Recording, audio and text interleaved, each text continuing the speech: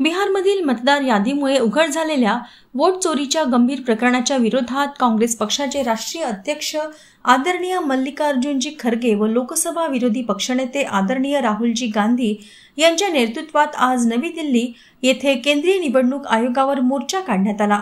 ज्येष्ठ नेत्या खासदार प्रियंकाजी गांधी यांच्या पुढाकाराने आम्ही सर्व महिला खासदारांनी या आंदोलनात सहभाग घेतला।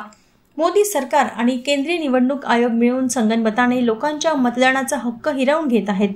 मतदार यादीत फेरफार करून लाखो मतदारांची नावे जाणून बुजून वगळली जात आहेत, ज्यामुळे लोकशाही प्रक्रियेवर गदा येत आहे।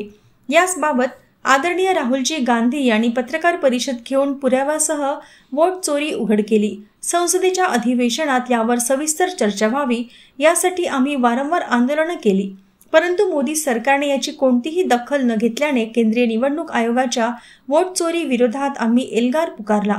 संसद भवन ते निवडणूक आयोग मुख्यालयापर्यंत निघालेल्या मोर्चाला मोदी सरकारने पोलिसांच्या मदतीने आमची अडवणूक करून आम्हा सर्व आंदोलनकर्त्यांना ताब्यात घेतले व वोट चोरी विरोधातली चळवळ मोडीत काढली।